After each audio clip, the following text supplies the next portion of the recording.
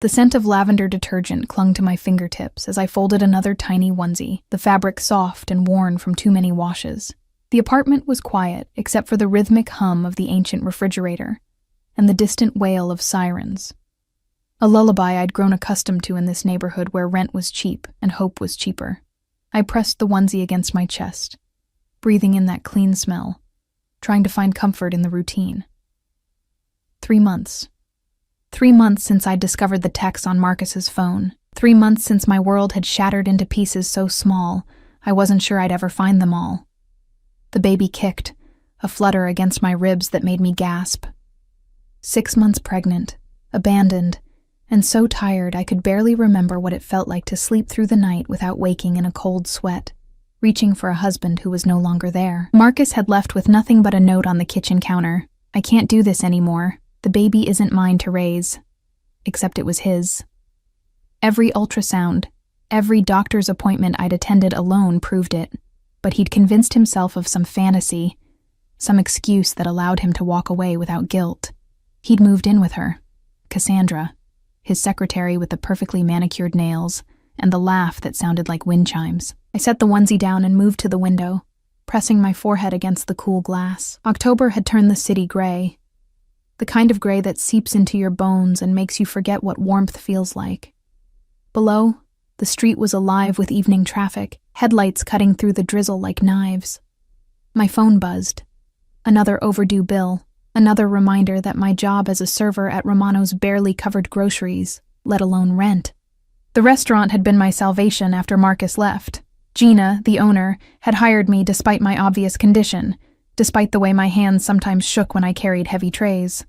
"You work hard, Cara," she'd said in her thick Italian accent, patting my cheek with a weathered hand. "That's all that matters here." I grabbed my coat, a threadbare thing that had seen better years, and headed out into the damp evening. The bus ride to Romano's took 40 minutes, long enough for my feet to swell and my back to ache, but I couldn't afford the luxury of complaints. Romano's sat on the corner of 5th and Castellano, a remnant of old-world elegance in a neighborhood slowly being devoured by gentrification. Red brick, ivy climbing the walls, warm light spilling from tall windows onto the wet sidewalk. Inside, the scent of garlic and wine wrapped around me like an embrace. "Bella!" Gina emerged from the kitchen, her face flushed from the heat of the stoves. "You're early. Good. We have a special reservation tonight. Private dining room, very important guest." Something in her voice made me pause. Gina was never nervous, never flustered. But tonight, her fingers twisted the towel in her hands, and her eyes darted toward the back of the restaurant. "Who is it?" I asked, hanging my coat on the rack. She leaned close, her breath smelling of espresso. "Lorenzo Valentini." The name meant nothing to me, but the way she whispered it, like a prayer or a curse, sent a chill down my spine. "He owns half the city," Gina continued, crossing herself. "Maybe more. His family, they have influence. You understand?" I didn't. Not really, but I nodded anyway. I needed this job too desperately to ask questions. "You serve him tonight," Gina said, smoothing down my apron. "Be polite. Be invisible. Don't speak unless spoken to. Be invisible." I'd been practicing that for months. The private dining room was at the back of the restaurant, accessed through a narrow hallway lined with photographs of the Italian coast. My shoes, cheap flats that pinched my toes, whispered against the hardwood floor. I could hear voices behind the heavy oak door, low and measured, the kind of voices that didn't need to rise to command attention. I knocked softly. "Entra." The voice was deep, textured like expensive whiskey, and it slid under my skin before I even turned the handle. The room was dimly lit, candles flickering on a table set for 4. 3 men in dark suits stood near the window, their conversation pausing as I entered. But it was the man seated at the head of the table who stole the breath from my lungs. Lorenzo Valentini. Even sitting, I could tell he was tall, broad-shouldered beneath a suit that probably cost more than my entire year's rent. Dark hair, perfectly styled, touched with silver at the temples. His face was all sharp angles, strong jaw, high cheekbones, a nose that looked like it had been broken once and healed even more striking, but it was his eyes that pinned me in place. Gray, cold as winter steel, and just as unforgiving. He didn't smile, didn't acknowledge me beyond a single assessing glance that traveled from my face down to my swollen belly and back up again. I felt naked under that gaze, every flaw and failure exposed. Your name. Not a question, a command. My throat was dry. Elena. Elena Morrison. Elena. He repeated it slowly, tasting each syllable. You're new. 3 months, sir. One of the men by the window, shorter, stockier, with a scar bisecting his left eyebrow, stepped forward. Boss, we should... Lorenzo raised one hand, a subtle gesture, but the man fell silent immediately. That's when I understood. This wasn't just wealth. This was power, the kind that didn't need to announce itself. Leave us, Lorenzo said, still looking at me. The 3 men exchanged glances but obeyed without question, filing past me with the efficient silence of well-trained dogs. The door clicked shut, and suddenly the room felt smaller, the air thicker. You're pregnant. Again, not a question. Yes, sir. My hand instinctively moved to my belly, a protective gesture I couldn't suppress. Where is the father? The question was so direct, so intrusive that I almost laughed. Instead, I felt tears prick my eyes, another humiliation I couldn't afford. Gone, I whispered. Something flickered across his face. Not pity, something darker, more complex. He leaned back in his chair, the leather creaking softly, and studied me with an intensity that made my skin burn. What's his name? Why does it matter? Answer the question, Elena. The way he said my name, like he owned it already, made my pulse quicken. Marcus Valentini. The silence that followed was absolute. Lorenzo's expression didn't change, but the air in the room shifted, charged with something dangerous. Marcus Valentini, he repeated slowly. My nephew. The floor seemed to tilt beneath my feet. Marcus had never mentioned family, never spoke of anyone beyond his parents who died years ago. But looking at Lorenzo now, I could see it. The same strong jaw, the same aristocratic nose, similar, but where Marcus had been charming and weak, Lorenzo was something else entirely. You're his wife. Not a question. A statement of fact that he somehow already knew. Was, I corrected, my voice barely audible. He left. For another woman. How did he know? How could he possibly know? Lorenzo stood, and I took an involuntary step back. He was even taller than I'd imagined, at least 6'3", and when he moved toward me, it was with the fluid grace of a predator. Do you know what my nephew stole from me, Elena? I shook my head, mute. $2 million. His voice was soft, conversational, but underneath it ran a current of fury so cold it made my bones ache. From a shipment that was under his protection. He blamed it on a rival family, started a war that cost me 6 good men. And then he disappeared. My hand flew to my mouth. Marcus. My Marcus, who couldn't balance a checkbook, who'd worked some vague job in logistics that he never wanted to discuss. He'd stolen from this man, from family. I didn't know, I breathed. I swear I didn't know anything about... I believe you. Lorenzo stopped inches from me, close enough that I could smell him. Bergamot and cedar, expensive and intoxicating. You have an honest face, probably why he chose you, easy to deceive. The words stung, but they were true. What do you want from me? I asked, hating the tremor in my voice. Lorenzo tilted his head, studying me like I was a puzzle he was determined to solve. That depends. How badly do you want revenge, Elena? What? Your husband betrayed you, left you pregnant and penniless to play house with his mistress. Don't you want him to suffer the way you've suffered? I should have said no. Should have turned and walked out of that room, out of the restaurant, back to my tiny apartment and my small, safe life, but something in his words awakened a darkness I didn't know I possessed. Yes, I whispered. Lorenzo smiled then, a slow, dangerous curve of his lips that sent heat pooling in my belly despite everything. Good, he said, reaching out to tuck a strand of hair behind my ear. His fingers grazed my cheek and I shivered. Then you and I, Elena, are going to help each other. How? You're going to let me take care of you, and in return, you're going to help me find my nephew. I don't know where he is, but he'll come for you eventually. Men like Marcus always do. They can't resist the urge to explain themselves, to seek absolution. His thumb brushed my lower lip, and my breath caught, and when he does, I'll be waiting. This was insane. Dangerous. Everything about Lorenzo Valentini screamed threat, from the cold calculation in his eyes to the barely leashed violence in the set of his shoulders. But I was drowning, and he was offering me a lifeline, even if that lifeline was made of razors. What do you mean, take care of me? Exactly what I said. You'll move into one of my properties. I'll cover your expenses, medical bills, everything you need for the baby. You'll want for nothing.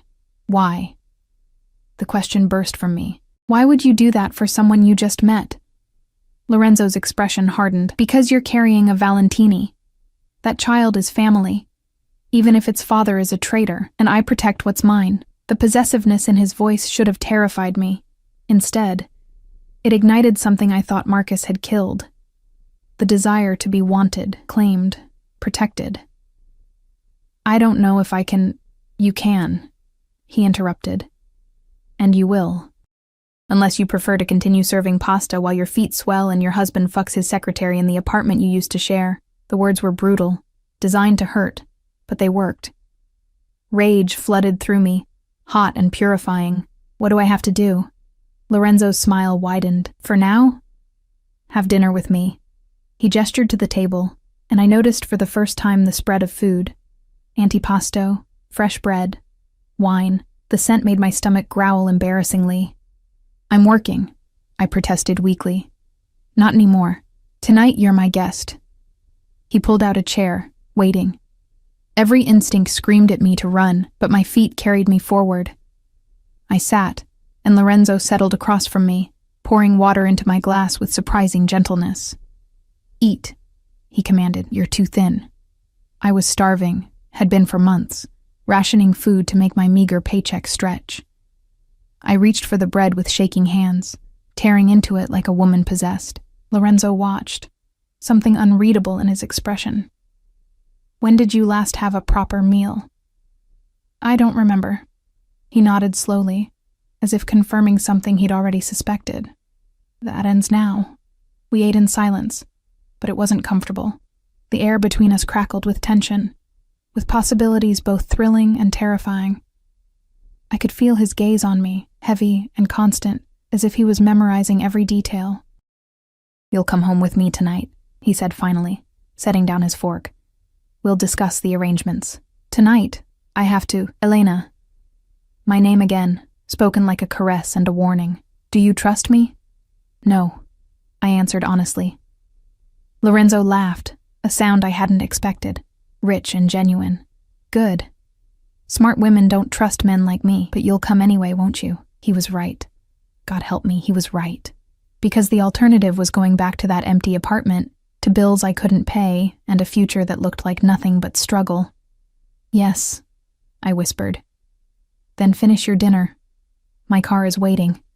The car waiting outside Romano's wasn't just a car, it was a statement.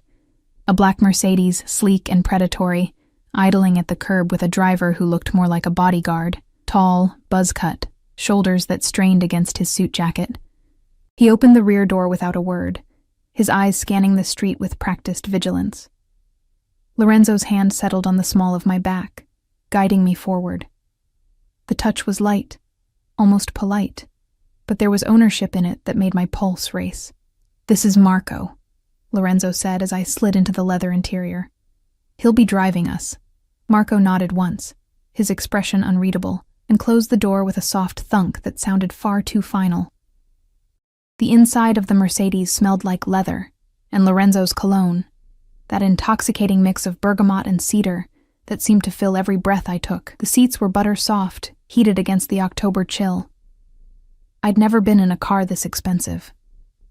Marcus had driven a 10-year-old Honda with a broken air conditioner. Lorenzo settled beside me, not touching, but close enough that I could feel the heat radiating from his body. He pulled out his phone, one of 3 I noticed in his jacket, and began typing with efficient precision.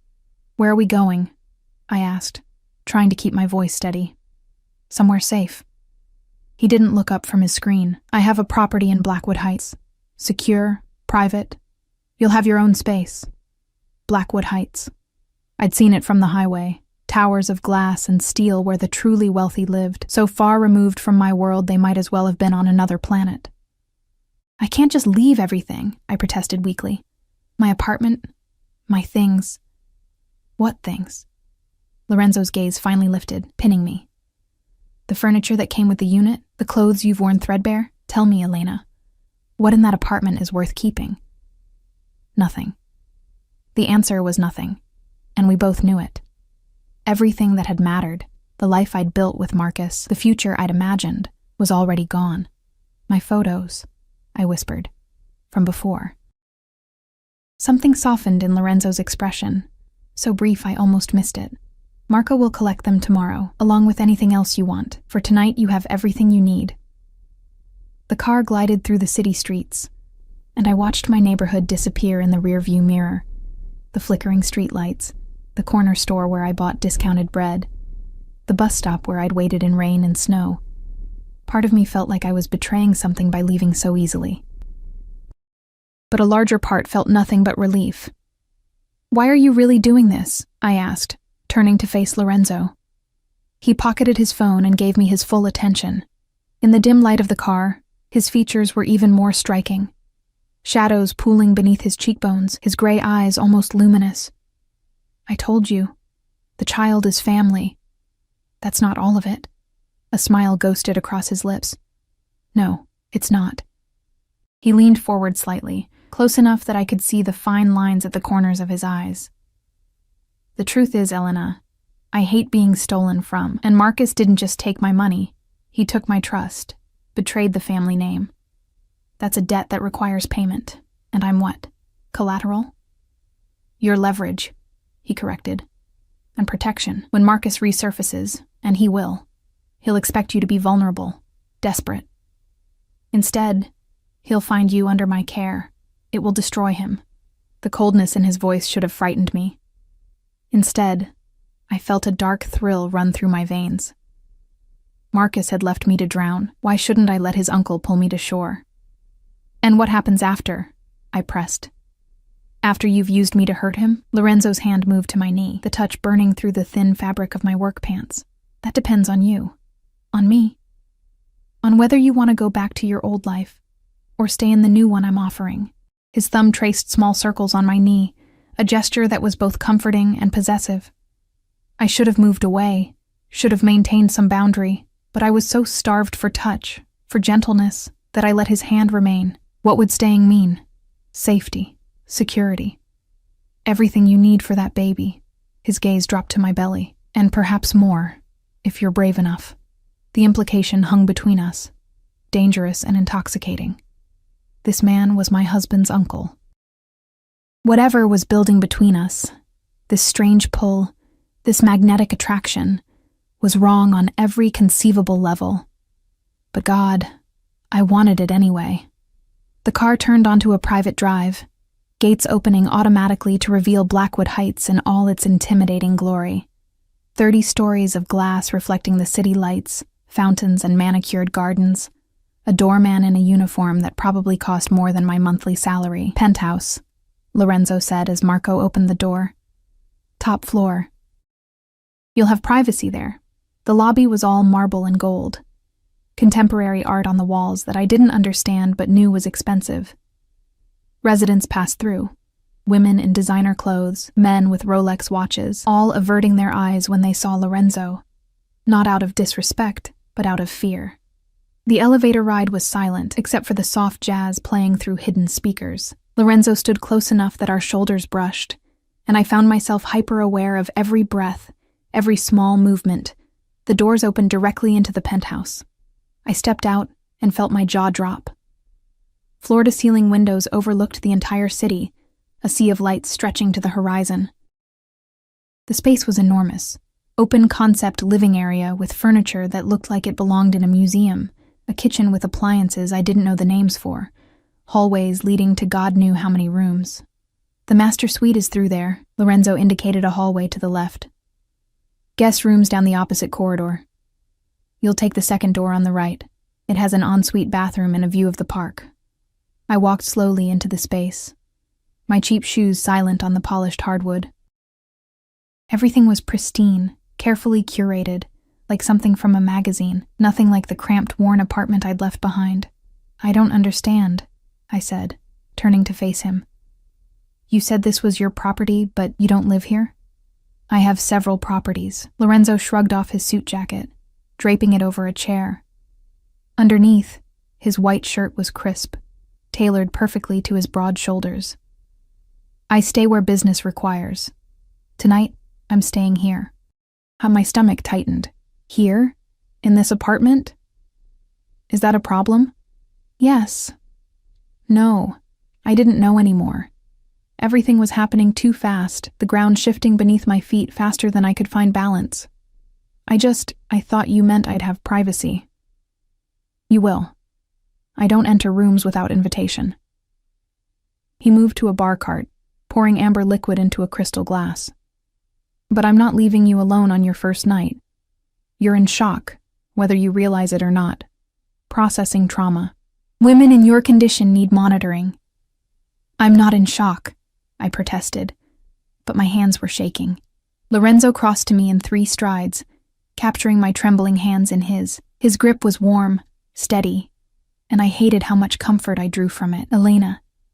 His voice was gentler now, the command replaced with something almost tender. "When did you last feel safe?" The question broke something inside me. Tears spilled down my cheeks before I could stop them, and suddenly I was sobbing, great, heaving gasps that shook my entire body. All the fear, the loneliness, the bone-deep exhaustion I'd been carrying for months erupted at once. Lorenzo pulled me against his chest, one hand cradling the back of my head while the other wrapped around my waist, careful of my belly. He didn't speak, didn't offer empty platitudes. He just held me while I fell apart, his heartbeat steady against my ear. "I'm sorry," I gasped when I could finally breathe again. "I don't know why I—" "Don't apologize." His lips brushed my temple, sending sparks down my spine. "You've earned the right to break." I pulled back slightly, just enough to look up at him. His gray eyes were softer now, storm clouds instead of steel. There was something in his expression I couldn't name, something that looked almost like pain. "Why do you care?" I whispered. "Really, you don't know me." Lorenzo's thumb traced my jawline, wiping away tears. "I know you're stronger than you think. I know Marcus was a fool to leave you. And I know that standing here, looking at you—" He paused, something dark and hungry flashing across his face. "I know I want things I shouldn't want." My breath caught. What things? Instead of answering, he released me and stepped back, creating distance that felt like a physical loss. "You should rest," he said, his voice once again controlled. "The bedroom is ready. You'll find clothes in the closet. I had my assistant purchase essentials. If they don't fit, we'll get more tomorrow. Lorenzo." "Good night, Elena." It was a dismissal, clear and final. I wanted to push, to demand he explain what he'd meant, but exhaustion was crashing over me in waves. My feet ached, my back throbbed, and the baby was doing gymnastics against my ribs. I found the bedroom he'd indicated and pushed open the door. If the main apartment was impressive, this room was a sanctuary. King-sized bed with linens that looked cloud-soft, blackout curtains, a sitting area with a chaise lounge positioned to capture the view. The ensuite bathroom visible through an open door featured a tub large enough to swim in. On the bed lay shopping bags, designer labels I recognized from magazines. I opened one with shaking hands and found maternity clothes, soft and expensive, in exactly my size. How had he known? Because men like Lorenzo Valentini made it their business to know everything. I showered in water so hot it turned my skin pink, washing away the smell of the restaurant, the grime of my old life. The towels were Egyptian cotton, thick enough to wrap myself in twice. I pulled on a nightgown from one of the bags. Silk, ivory, falling to my ankles like water. The bed was as comfortable as it looked. I sank into it with a sigh, feeling my muscles finally unknot. But sleep didn't come. Instead, I stared at the ceiling, my mind racing. What had I done? I'd left my entire life behind to move in with a man who was essentially a stranger, a dangerous stranger who commanded fear and respect in equal measure. A man who was related to my husband, my missing husband, who'd stolen millions and started a war. This was insane. But God, lying in this bed, warm and safe for the first time in months, I couldn't bring myself to regret it. A soft knock made me sit up. Yes? The door opened, and Lorenzo appeared, still in his dress shirt, but with the sleeves rolled up, revealing forearms corded with muscle. He carried a tray. "You barely ate at dinner," he said, setting the tray on the nightstand. "Tea and toast. The baby needs nourishment." I stared at the simple meal, perfectly made toast, butter and jam, steaming chamomile tea, and felt tears threaten again. When had anyone last cared if I'd eaten? "Thank you," I whispered. Lorenzo sat on the edge of the bed, the mattress dipping under his weight. "How do you feel?" Confused, scared, grateful. I picked up the toast with shaking hands. All of it at once. That's honest. He watched me eat with that same intense focus he'd had at the restaurant, as if cataloging every detail. "I appreciate honesty, Elena. It's rare in my world." "What exactly is your world?" I asked between bites. "Gina called you influential, but that doesn't really explain." "I run a family business," Lorenzo interrupted smoothly.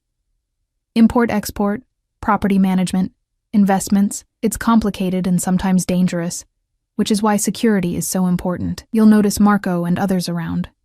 They're here for protection." Import-export. The words were vague enough to mean nothing and everything. I wasn't stupid. I'd grown up in the city, heard the stories, knew the names whispered in certain neighborhoods. The Valentini family was old money, the kind that didn't come from legal means. "You're mafia," I said flatly. Lorenzo didn't flinch. That's a crude term for a nuanced reality.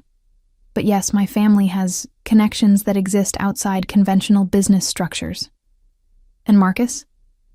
Was supposed to manage a small shipping operation. Instead, he got greedy and stupid. Lorenzo's jaw tightened. Arranged for a rival family to hijack the shipment, split the proceeds, and blamed it on a territorial dispute. 6 men died in the retaliation, Elena. 6 men with families, with children.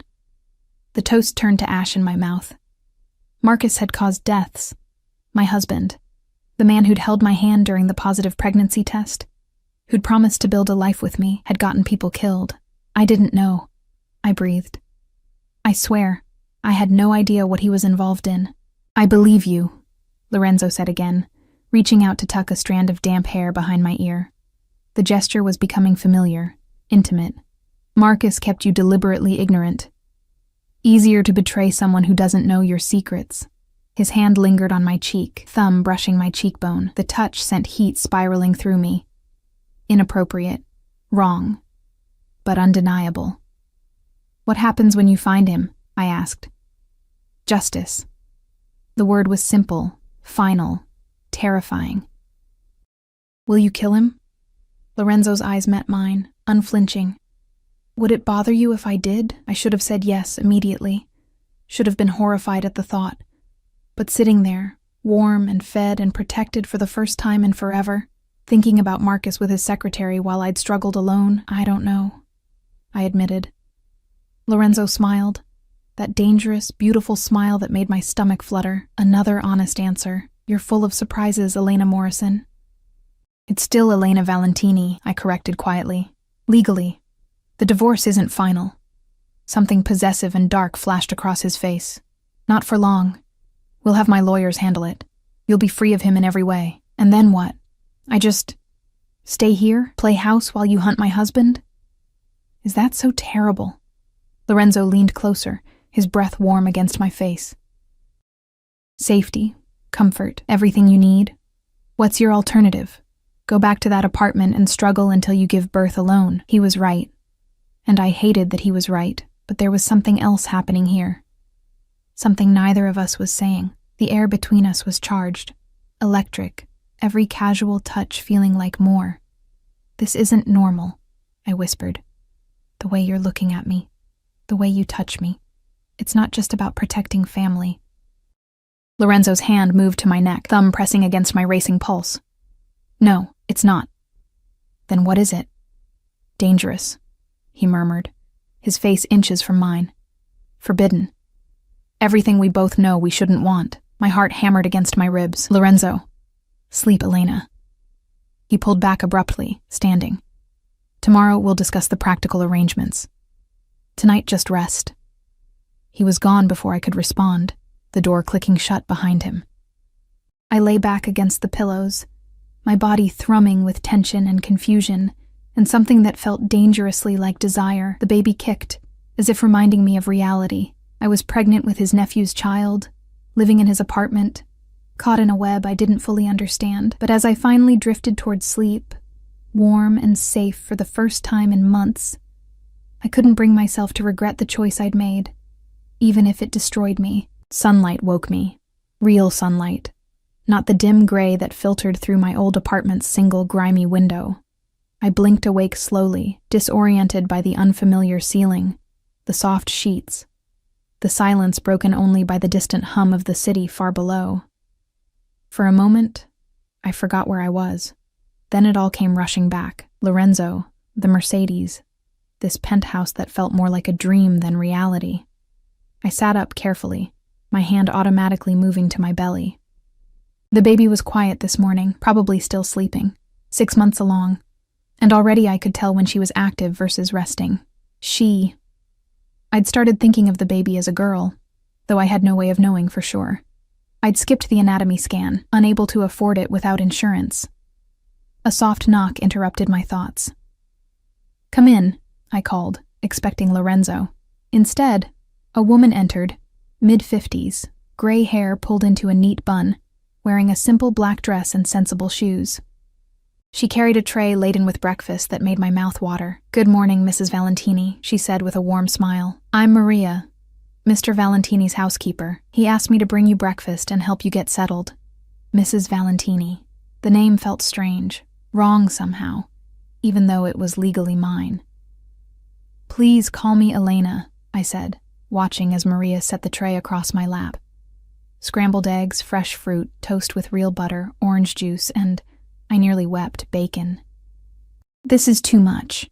Mr. Valentini was very specific about your nutrition." Maria fussed with the napkin, her eyes dropping to my belly with maternal warmth. "He said you're eating for 2 and haven't been properly fed. When's the baby due?" "Late January," I answered, reaching for the fork with shaking hands. "I think. I haven't. The doctor's appointments have been difficult to manage." Something flickered across Maria's face. Pity, understanding. "Well, that changes now, Mr. Valentini has already arranged for Dr. Castellano to see you this afternoon. Best obstetrician in the city." I froze mid-bite. "This afternoon? At 3 o'clock. Marco will drive you." Maria moved to the windows, pulling back the curtains to reveal the full glory of the view. "Mr. Valentini left early this morning for business, but will be back this evening. He asked that you make yourself comfortable. Explore the apartment. The kitchen is fully stocked if you get hungry. I'll be here until 6 if you need anything." She spoke with such casual efficiency, as if wealthy men regularly installed pregnant women in penthouses and arranged their entire lives overnight. "Maria," I said carefully, "how long have you worked for Lorenzo?" 20 years. She turned, her expression softening. "Since his father passed and he took over the family responsibilities. He's a good man, Elena. Demanding, sometimes frightening, but fair, and loyal to those he considers under his protection. Under his protection. As if I were some medieval damsel who needed a knight's shield. But wasn't that exactly what I was? After Maria left, I ate slowly, savoring every bite. The food was incredible, restaurant quality, warm and nourishing. I couldn't remember the last time I'd had bacon. Couldn't remember when I'd eaten without anxiety about where the next meal would come from. When I finished, I explored the apartment properly. In daylight, it was even more impressive. Art on every wall, furniture that looked sculptural, technology I didn't know how to operate. The kitchen was something from a cooking show, all stainless steel and granite. I opened the refrigerator and found it packed with fresh food, including items I recognized as pregnancy safe. He'd thought of everything. The guest room I'd slept in was just one of 5 bedrooms. I peeked into the others, each beautifully decorated, each clearly unused. At the end of the hallway was a door different from the rest, heavier, with a subtle security panel beside it. Lorenzo's room. I shouldn't look. Should respect his privacy, maintain boundaries. But my hand was already reaching for the handle. Locked. Of course it was locked. Men like Lorenzo didn't leave vulnerabilities exposed. I turned away, feeling foolish, and found another door I'd missed, this one slightly ajar. Inside was an office, masculine and imposing. Dark wood desk, leather chair, walls lined with books in Italian and English, and on the desk, a laptop left open. I knew I shouldn't. Knew it was a violation, a betrayal of the trust he was offering. But the need to understand, to know what I'd gotten myself into, was overwhelming. The screen was locked, requiring a password, but beside it lay a folder, physical, old-fashioned, with papers visible at the edges. I opened it. Photographs spilled out. Crime scene photos. Bodies. Blood. My stomach lurched. But I forced myself to look, to see the reality of Lorenzo's world. 6 men, just as he'd said. Some young, barely older than me. One with a wedding ring visible on his lifeless hand. Marcus had caused this. Beneath the photos were documents. Financial records showing the stolen money, transcripts of phone conversations, surveillance photos of Marcus with Cassandra, and others I didn't recognize. Men in expensive suits, women dripping with jewelry, lists of names, addresses, business holdings. This was the evidence Lorenzo had compiled. His case against his nephew. At the bottom of the folder was another photograph, older and worn at the edges, a family portrait. Lorenzo, much younger, maybe early 20s, standing beside a beautiful woman with dark hair, and Lorenzo's same gray eyes. His sister, perhaps, and beside her, a little boy with Marcus's features. Lorenzo's hand rested on the boy's shoulder, protective and proud. Family. He'd meant it when he said family mattered. Find anything interesting? I spun around, the folder falling from my hands, papers scattering across the floor. Lorenzo stood in the doorway, still in his suit from the night before, looking exhausted and dangerous. I'm sorry, I stammered, dropping to my knees to gather the papers. I didn't mean to. Stop. He crossed to me in 2 strides, kneeling to help collect the photographs. His hand closed over mine as we both reached for the family portrait. I said I don't enter rooms without invitation, Elena, but I never said you couldn't explore. I looked up at him, confused. You're not angry? Should I be? He took the photograph, studying it with an expression I couldn't read. This is my sister Isabel, and Marcus, at 7 years old. She died when he was 12, cancer. I'm so sorry. I raised him after that, tried to teach him honor, loyalty, the importance of family. Lorenzo's jaw tightened. Clearly, I failed. The pain in his voice was raw, real. This wasn't just about money or respect. This was personal betrayal of the deepest kind. He was her only child, Lorenzo continued quietly, which makes him my only nephew and makes your baby. He looked at my belly, something complex flickering across his face. My great niece or nephew, the only family I have left, understanding dawned. This wasn't just about revenge or leverage. Lorenzo had lost his sister, and now he was losing her son too. The baby I carried was the last thread connecting him to the family he'd loved. What was she like? I asked softly. Isabel? Lorenzo smiled, the expression transforming his face. Fierce. Beautiful. She had a laugh that could light up a room, and she loved Marcus more than anything. He set the photograph down carefully. She made me promise before she died that I'd always protect him, take care of him. And now he's forced you to break that promise. Yes. The word was heavy with grief and rage. But I won't break the promise to protect what remains of her legacy, which means you and the baby are under my care, Elena. Permanently, if necessary. The intensity of his gaze made my breath catch. We were still kneeling on the floor, surrounded by evidence of violence and betrayal, closer than we should be. Why does it feel like more than duty? I whispered. Lorenzo's hand came up to cup my face, his thumb tracing my lower lip. Because it is more than duty. From the moment you walked into that dining room, something in me recognized something in you. What? Survival. Strength hiding beneath vulnerability. The same darkness I carry. He leaned closer, his breath warm against my lips. You should run from me, Elena. I'm not a good man. I've done terrible things. Will do more terrible things. But I look at you, and I want. The intercom buzzed, shattering the moment. Lorenzo pulled back sharply, rising to his feet with fluid grace. Yes?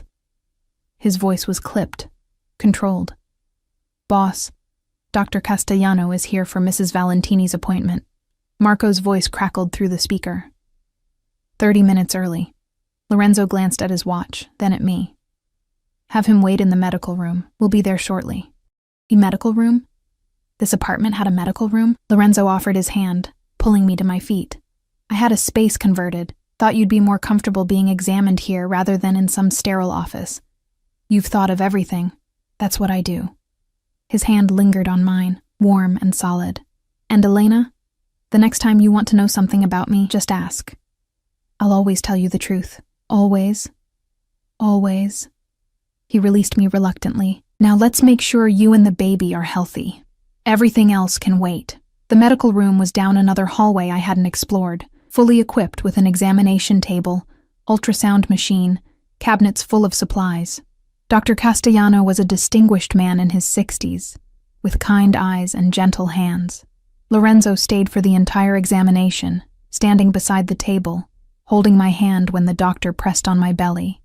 His presence should have felt invasive, inappropriate. Instead, it felt right, like having someone in my corner after so long alone. The baby is healthy, Dr. Castellano announced, smiling at the ultrasound screen. Strong heartbeat, good size, positioned well. And Elena, your blood pressure is elevated but not dangerously so. Have you been under stress? I almost laughed. You could say that. Well, it should improve now. The doctor looked at Lorenzo meaningfully. Rest, good nutrition, minimal anxiety, the usual prescription. She'll have all of that, Lorenzo said firmly. Dr. Castellano printed several ultrasound images, handing them to me with a warm smile. Would you like to know the sex? I looked at Lorenzo, surprised to find myself wanting his input. He nodded. Yes, I breathed. Please. The doctor pointed to the screen, indicating something I couldn't quite make out. Congratulations, you're having a girl. A girl. My daughter. I stared at the grainy image, tears blurring my vision. Lorenzo's hand tightened on mine. When I looked up, his expression was unreadable, some mixture of joy and pain and fierce protectiveness. A girl, he repeated softly. Isabel would have loved that. After the doctor left, I stayed on the examination table, studying the ultrasound photos. Lorenzo busied himself putting away the equipment, his movements methodical. Thank you, I said finally. For this. For everything. Don't thank me yet. He turned, leaning against the counter. This arrangement, Elena, it's going to get complicated. Marcus will find out you're here. There will be consequences. What kind of consequences? The dangerous kind. His eyes were storm dark. He'll come for you, either to manipulate you or hurt you as revenge against me, and when he does, things will get ugly. Fear coiled in my stomach. Maybe I should leave. Find somewhere else. Somewhere he won't look. No. The word was absolute, commanding.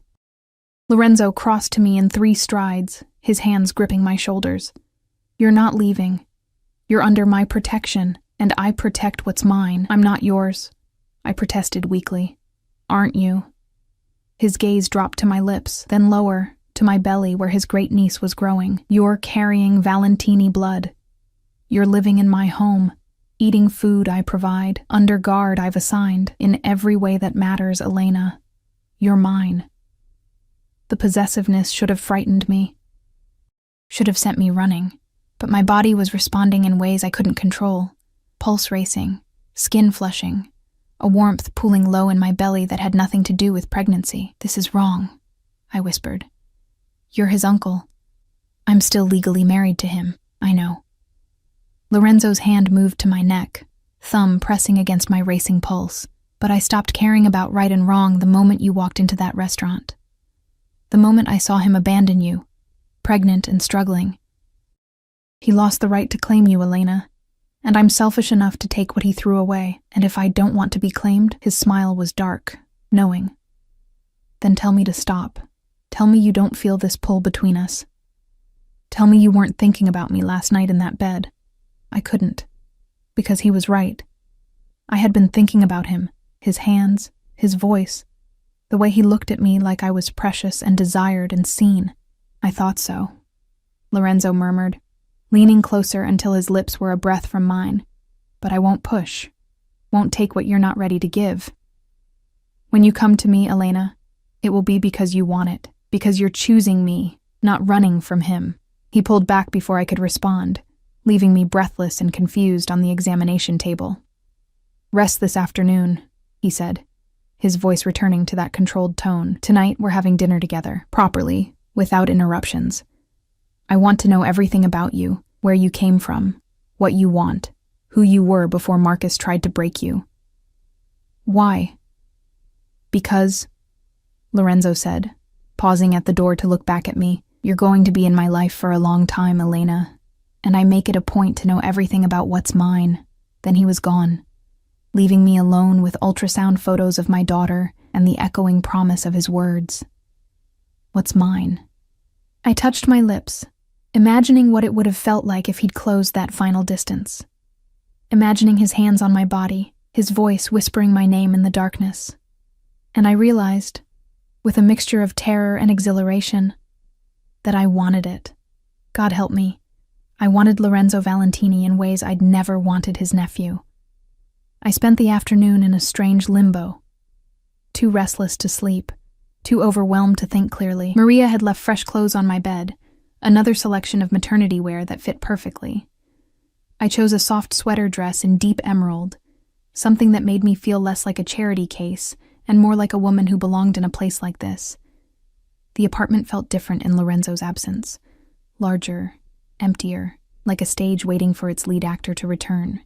I wandered through rooms, touching expensive things with careful fingers, trying to reconcile this new reality with the life I'd known just 24 hours ago. My phone, the cheap prepaid I'd been rationing minutes on, sat on the nightstand where I'd left it. I picked it up with shaking hands and scrolled through the messages I'd been ignoring. 3 from my former landlord, threatening eviction. 7 from debt collectors. 2 from the hospital where I'd gone for emergency care last month, demanding payment. And 1, sent just this morning, from an unknown number. I know where you are. We need to talk. Marcus. My blood ran cold. How did he know? How could he possibly know I was here? I was still staring at the message when the penthouse door opened. Lorenzo entered, flanked by Marco and another man I didn't recognize.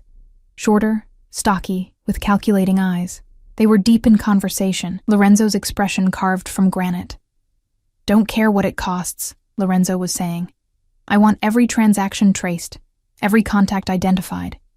He's getting money from somewhere, and I want to know. He stopped when he saw me standing in the hallway, clutching my phone like a lifeline. Elena. His tone shifted immediately, concern replacing command. What's wrong? I held out the phone wordlessly. Lorenzo took it, his jaw tightening as he read the message. When did this come? An hour ago. I don't know how he... Marco. Lorenzo's voice was sharp. I want this number traced, now. And increased security. 2 men on the door. 1 monitoring the garage, full surveillance on all entry points. Marco nodded and disappeared into the office, the other man following. Lorenzo turned back to me, his hands gentle on my shoulders. He can't get to you here, he said firmly. This building has security that most government facilities would envy, but the fact that he knows you're here means someone talked, which means we have a leak. Maybe I should leave, I said, hating the tremor in my voice. Go somewhere he won't think to look. No. Lorenzo's grip tightened. Running makes you vulnerable. Here, You're protected, and Elena. His thumb brushed my cheek. I'm not letting you go. Not now. Not because Marcus is playing games. This isn't a game to him. He sounded... I swallowed hard, remembering the cold certainty in Marcus's voice during our last real conversation. He sounded desperate when he left. Desperate men do dangerous things. Then it's fortunate you have someone more dangerous protecting you. Lorenzo's smile was predatory. Let him come. Let him try. He'll learn what it costs to threaten what's mine. There was that word again. Mine. And this time, I didn't argue. Get dressed for dinner, Lorenzo said, releasing me reluctantly. Something nice. I'm taking you somewhere special. I thought we were eating here. Change of plans. If Marcus knows you're here, he's watching. So we're going to send a message. His eyes gleamed with dangerous intent. We're going to be seen together, publicly. Let him understand exactly who you belong to now. The possessiveness should have chilled me. Instead, it ignited something hot and reckless in my chest. What should I wear? Lorenzo's gaze traveled down my body slowly, appreciatively. There's a black dress in the closet, third door. Wear that. And Elena? He leaned close, his lips brushing my ear. Wear your hair down. I want to see it. Then he was gone, leaving me shaking and breathless in the hallway. The black dress was stunning, silk that flowed like water, cut to accommodate my belly while somehow making me feel elegant rather than awkward. It had clearly been chosen specifically for me, another detail Lorenzo had somehow anticipated. I did my hair and makeup carefully, using the expensive products I found in the bathroom. When I looked in the mirror, I barely recognized myself. The exhausted, broken woman from yesterday was gone, replaced by someone who looked worthy of attention, of desire, of protection. Lorenzo was waiting in the living room when I emerged, and the look on his face made my breath catch. He'd changed into a different suit, charcoal gray, perfectly tailored, and he looked devastating. Bellissima, he murmured, offering his hand. You're going to stop traffic. Where are we going? La Scala, best Italian restaurant in the city, also happens to be owned by the Moretti family, allies of mine, but with connections to everyone, including Marcus. Understanding dawned. You want him to hear about this. I want everyone to hear about this. Lorenzo guided me to the elevator, his hand possessive on my lower back. By midnight, every family in the city will know that Elena Valentini is under my personal protection, that anyone who touches you answers to me. The restaurant was everything he'd promised. Old-world elegance, dim lighting, the kind of place where deals were made and alliances formed over expensive wine. The maitre d' recognized Lorenzo immediately, ushering us to a private booth with the kind of reverence usually reserved for royalty. Eyes followed us through the dining room. I felt them like physical touches, curious, calculating, afraid. They're staring, I whispered as Lorenzo held my chair. Good. Let them, he settled across from me, his expression satisfied. By morning, Marcus will know you're not just staying with me. He'll know you're with me. But I'm not. I stopped. Because what was I, exactly? His nephew's abandoned wife? A woman under his protection? Something more complicated that neither of us had named? Lorenzo's hand covered mine on the table, his thumb tracing circles on my palm. Aren't you? A waiter appeared before I could answer, presenting menus and wine, sparkling water for me, red wine for Lorenzo. We ordered, and I tried to focus on the food, rather than the way Lorenzo kept touching me. Casual brushes of his hand, his foot finding mine under the table, his eyes never leaving my face. Tell me about yourself, he said when we were alone again, before Marcus. Who were you? No one had asked me that in so long. Marcus certainly hadn't cared. Nobody special, I said quietly. Grew up in foster care, aged out at 18. Worked my way through community college but never finished. Met Marcus at a coffee shop where I was working. He seemed safe, stable, everything I'd never had. And he made you feel seen. Yes. The word was barely audible. For the first time in my life, someone chose me. Or I thought he did. Lorenzo's jaw tightened. He saw vulnerability and exploited it. That's what parasites do, Elena. They find the wounded and feed. Is that what you're doing? The question came out sharper than I intended. Finding someone wounded and vulnerable. No. Lorenzo leaned forward, his intensity almost overwhelming. I'm finding someone strong who's been convinced she's weak. Someone resilient who's been beaten down. And I'm giving her the resources to become who she was always meant to be. And what do you get out of it? His smile was dark, honest. Revenge against Marcus, a connection to my sister's legacy, and his thumb pressed against my racing pulse. Something I haven't felt in years. Interest, desire, the possibility of something real. Real, I repeated, with your nephew's pregnant wife. Former wife soon, Lorenzo's eyes blazed, and the baby is family, mine to protect regardless of her father. But you, Elena? You're something else entirely. The waiter returned with appetizers, interrupting the charged moment. We ate, and Lorenzo asked more questions about my childhood, my dreams, the things I'd wanted before life had beaten the hope out of me. He listened with complete attention, as if every word mattered, as if I mattered. And slowly, I felt something unfurl inside me, something that had been locked away since Marcus left, the possibility of wanting again. Midway through the main course, a man approached our table, older, silver-haired, expensive suit. He nodded respectfully to Lorenzo. Mr. Valentini, forgive the interruption. Don Francesco. Lorenzo's tone was polite but cool. To what do I owe the pleasure? Merely wanted to pay my respects, and to meet your lovely companion. The man's eyes slid to me, assessing.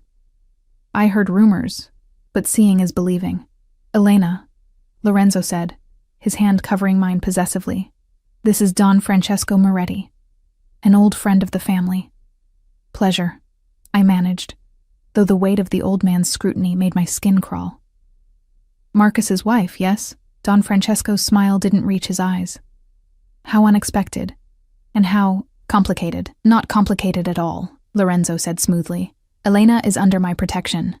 I trust that information will spread appropriately. Of course. Don Francesco bowed slightly. Enjoy your evening. He retreated, but I could feel conversations rippling through the restaurant. Whispers, glances, speculation. He'll tell Marcus, I said quietly. Yes. Lorenzo lifted my hand to his lips, pressing a kiss to my knuckles that made my stomach flip. Within the hour, and Marcus will understand that you're no longer his to claim or hurt. You're using me as bait. I'm using us as a statement. His gray eyes held mine. There's a difference. Yes, Marcus will react, but he would have come for you anyway, Elena. This way he knows what he's facing. The food turned to ash in my mouth. And if he doesn't care? If he comes anyway? Then I'll be ready. Lorenzo's expression hardened, and he'll learn what it means to betray family. We finished dinner in relative silence, the air between us thick with tension and unspoken promises. When Lorenzo helped me into my coat, his hands lingered on my shoulders, and I felt the heat of him through the fabric. The ride home was quiet, Marco navigating through city streets while Lorenzo made calls in rapid Italian. I caught words here and there. Familia, protezione, vendetta, protection, vengeance, family. Back at the penthouse, Lorenzo dismissed Marco with instructions for overnight security. We stood in the living room, the city lights glittering beyond the windows, and suddenly the air felt too thick to breathe. You're afraid, Lorenzo observed, moving closer. Shouldn't I be? You've just painted a target on my back. The target was already there. His hands framed my face, thumbs brushing my cheekbones. I've just made it clear who stands in the way. And what if... My voice broke. What if he hurts you because of me? Lorenzo's laugh was low, dangerous. Elena. Sweet, innocent Elena. I've survived 3 assassination attempts, a war with the Russian Bratva, and a federal investigation that should have put me away for life. Marcus is a child playing at gangster. He doesn't have the skill or the balls to hurt me. Then why do you look worried? Because he did. Beneath the confidence, there was something else. Concern. Fear, even, though he'd never admit it. Because, Lorenzo said slowly, I'm starting to care what happens to you. and caring creates vulnerability. My breath caught. Lorenzo. I know it's too fast. I know it's inappropriate and wrong and complicated. His forehead pressed against mine, his breath mingling with my breath. But I look at you, and I see something I thought I'd lost when Isabel died. Hope. The possibility of family that isn't built on blood and violence. I'm pregnant with your nephew's child. You're carrying my great-niece, a little girl who will grow up knowing she's loved and protected, regardless of who her father is. His hand moved to my belly, splaying across the curve. And you're a woman who deserves better than what she's been given. Tears spilled down my cheeks. I don't know how to do this, how to be here, with you, feeling these things. Then let me show you. Lorenzo's lips brushed my temple. Featherlight. One day at a time, Elena. No pressure. No expectations. Just let me take care of you. Let me prove that not all Valentini men are worthless. I should have said no. Should have maintained boundaries, protected my heart. But I was so tired of being strong alone, so desperate for someone to share the weight. Okay, I whispered. Lorenzo pulled back just enough to look at me, his eyes searching mine. Okay? One day at a time. I managed a watery smile. But Lorenzo, if Marcus comes, if this gets dangerous, I'll protect you. His voice was iron and velvet. With everything I have, everything I am. You have my word, Elena, and a Valentini's word is sacred. He kissed my forehead then, gentle and chaste, before stepping back. Go to bed, he said softly. You need rest. Tomorrow, we'll start making plans. What kind of plans? The kind that ensure you and the baby are safe, and the kind that make Marcus regret every decision that led him here. Lorenzo's smile was sharp enough to cut. Sleep well, Cara. Tomorrow, everything changes. I went to bed, but sleep was impossible. I lay in the darkness, one hand on my belly where my daughter grew, the other clutching the ultrasound photos. Everything had changed. In less than 2 days, my entire world had shifted on its axis. And the most terrifying part, I didn't want to go back. Whatever this was, protection, obsession, the dangerous spark between Lorenzo and me, it felt more real than anything I'd had with Marcus. My phone buzzed. Another message from the unknown number. You think he can protect you? You don't know what you've done, Elena. You don't know what's coming. I stared at Marcus's words, fear coiling in my chest, but beneath the fear was something else. Something darker, more primal. The hope that Lorenzo was right, that Marcus would come, and that when he did, he'd finally understand what he'd lost. The next 3 weeks passed in a surreal blur of luxury and lurking danger. Lorenzo had been right. Word of our relationship, whatever it was, spread through the city's underground like wildfire. I could feel it in the way people looked at us when we went out, the way conversations stopped when we entered rooms, the way even hardened criminals showed deference that bordered on fear. Dr. Castellano visited twice more, declaring both me and the baby healthy, thriving even. My blood pressure had normalized, the constant anxiety that had plagued me for months, finally easing under Lorenzo's watchful care. I'd gained weight, good weight, the kind that came from regular meals and actual sleep. But Marcus's messages continued. Sometimes threatening, sometimes pleading, always watching. I see you getting into his car. Does he know what a whore you are? That baby is mine. You can't keep her from me. He'll get tired of you eventually. And when he does, I'll be waiting. Lorenzo saw every message. I'd learned quickly that nothing happened in his world without his knowledge. Each threat made his expression darker, more dangerous. He doubled security, then tripled it. Marco was a constant presence, along with 3 other men whose names I learned. Santo, Vincent, and a terrifyingly quiet man called only the Wolf, but Lorenzo himself was the most constant presence. He worked from home more often, spending evenings teaching me about his legitimate businesses, the restaurants, the property holdings, the import operations that were actually legal. He never hid the darker side, but he didn't force it on me either. And slowly, carefully, we circled each other like planets in gravitational pull, drawn closer each day, neither quite ready to collide, until the night everything changed. I was 7 months pregnant, round and ungainly, But somehow Lorenzo still looked at me like I was beautiful. We'd fallen into a routine, dinner together every evening, conversations that stretched late into the night, casual touches that felt less casual every time. That night, we were on the penthouse balcony despite the November chill. Lorenzo had wrapped me in a cashmere blanket, his arm around my shoulders as we watched the city lights. "I got the divorce papers today," I said quietly. "Your lawyers are efficient. Good." Lorenzo's hand tightened on my shoulder.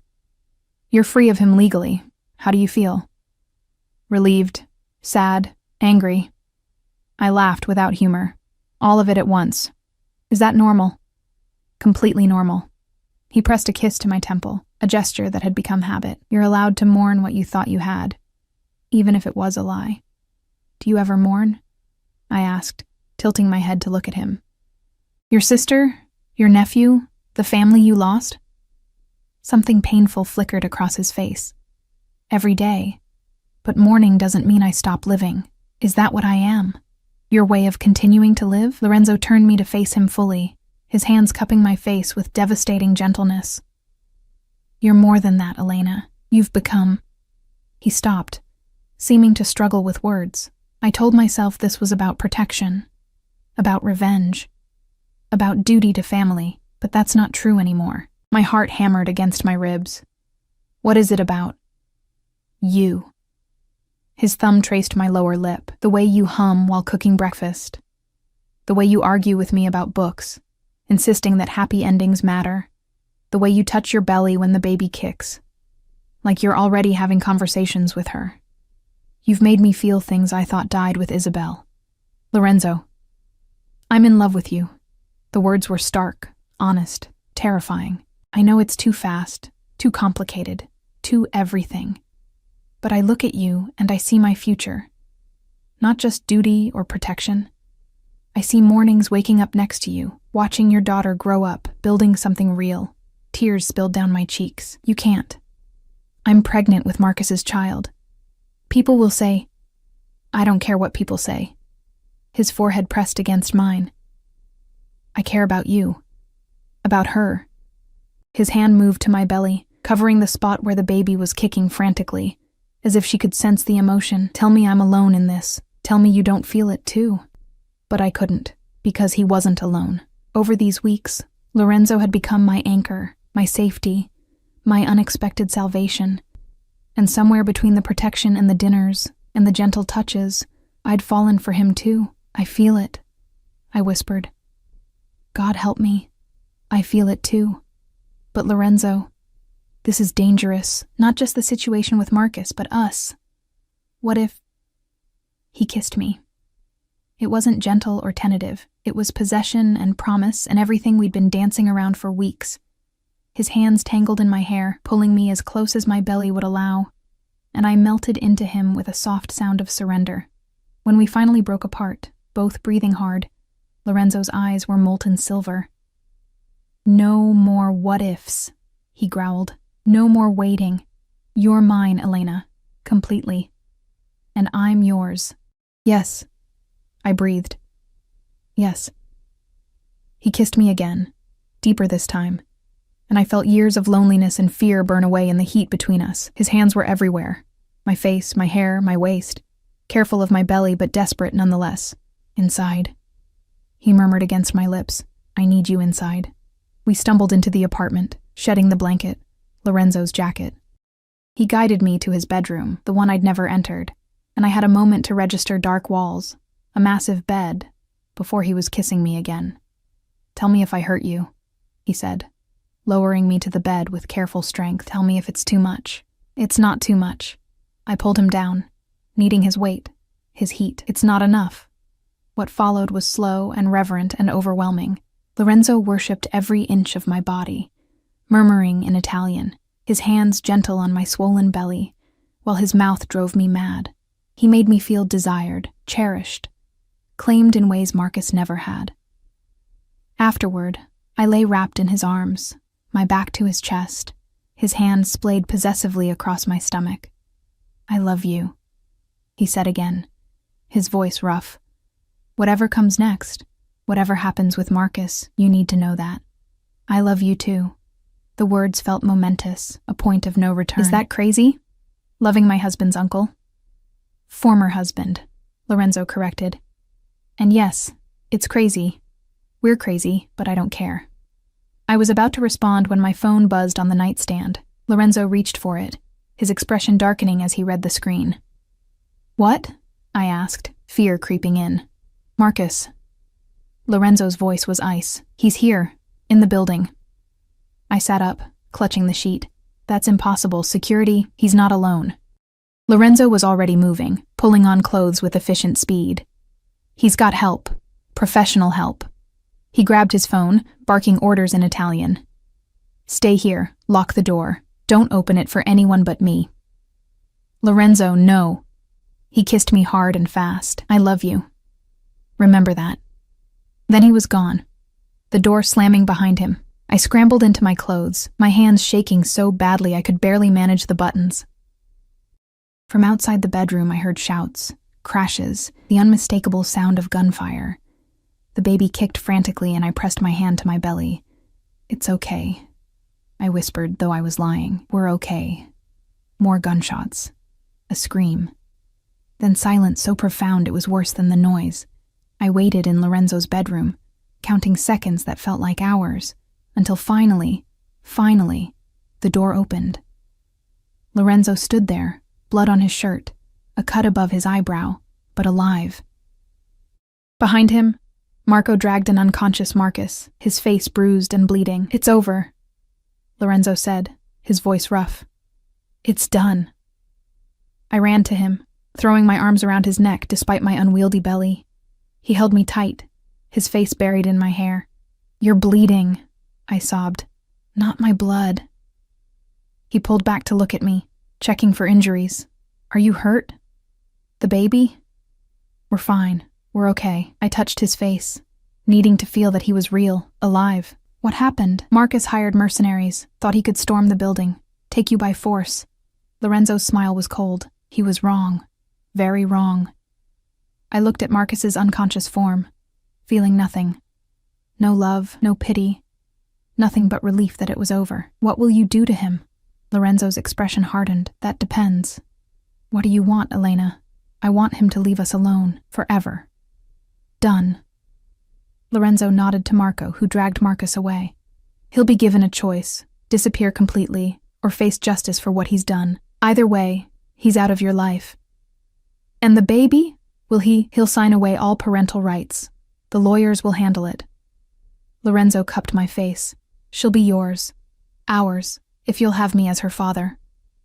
Fresh tears spilled over. You want to raise her? Marcus's daughter? I want to raise your daughter, Lorenzo corrected. The one you've protected and nourished and loved even when her father abandoned you. The one whose family because you are. And because, his hand moved to my belly, I love her already. How could I not?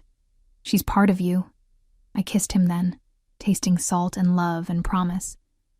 Yes, I whispered against his lips. Yes, I'll have you. As her father, as my husband, Lorenzo suggested, pulling back to look at me. It's too soon, I know, but Elena, I don't want to wait. I've waited my whole life for someone like you. Marry me. Let me make this official. People will talk. Let them.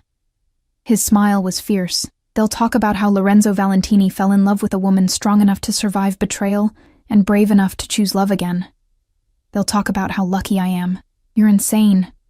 About you? Absolutely. He kissed me again, soft and sweet. Say yes, Kara. Give me forever. I thought about everything.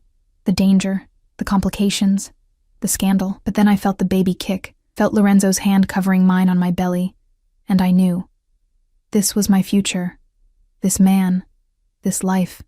This unexpected love. Yes, I said. Yes, I'll marry you. 3 months later, Isabel Rose Valentini was born on a snowy January evening, screaming her displeasure at the world with impressive lung capacity. Lorenzo held her first, tears streaming down his face as he counted her fingers and toes. She's perfect, he whispered, placing her in my arms. You're both perfect.